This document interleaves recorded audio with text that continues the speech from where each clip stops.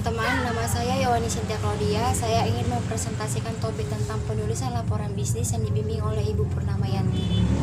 Artian laporan bisnis menurut Erta Amurti dan Herbert W. Hildebrand dalam bukunya Effective Business Communication memberikan definisi tentang laporan bisnis sebagai suatu laporan yang memiliki sifat netral, tidak memihak, memiliki tujuan yang jelas, dan rencana penyajian fakta kepada seorang atau lebih untuk tujuan bisnis tertentu.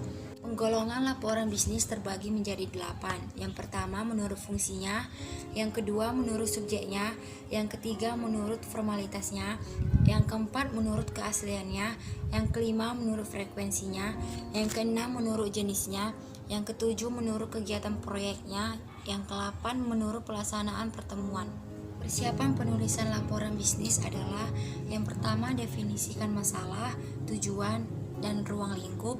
Yang kedua mempertimbangkan siapa yang akan menerima laporan. Yang ketiga menentukan ide atau gagasan. Yang keempat mengumpulkan bahan yang diperlukan. Yang kelima menganalisis dan menafsirkan data. Yang keenam mengorganisasi data dan mempersiapkan kerangka akhir. Bagian pokok laporan bisnis ada 3. Yang pertama pendahuluan, berisi tentang pemberi kuasa, layout dan rencana presentasi, masalah, masuk penulisan laporan, ruang lingkup, metodologi, sumber-sumber primer atau sekunder, latar belakang, definisi, keterbatasan, dan rekomendasi. 2. Teks. Yang terpenting dari bagian ini adalah isi teks. Biasanya membahas dan mengembangkan hal-hal penting secara rinci yang mencakup semua fakta yang penting dan relevan. Dan yang terakhir adalah bagian penutup. Biasanya ini berisi tentang rangkuman, kesimpulan, rekomendasi, rencana tindakan, dan proposisi. Cara menyusun teks laporan adalah yang pertama, membuat topik-topik atau kriteria. Yang kedua, menyusun urutan suatu peristiwa atau kejadian-kejadian. Yang ketiga, mendeskripsikan lokasi atau tempat. Yang keempat, menjelaskan suatu proses atau prosedur.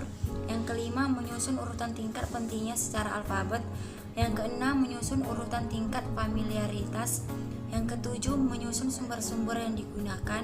Yang kedelapan, pemecahan masalah. Jadi kesimpulannya adalah laporan adalah alat komunikasi organisasi untuk menyampaikan informasi yang bersifat faktual secara rinci dari satu pihak ke pihak yang lain. Bahasa yang digunakan dalam membuat laporan adalah harus bersifat formal, baik, jelas, dan juga harus teratur. Pernyataan dalam laporan harus berdasarkan fakta atau kenyataan. Penulisan judul dan subjudul harus disusun dengan teratur dengan perencanaan yang baik.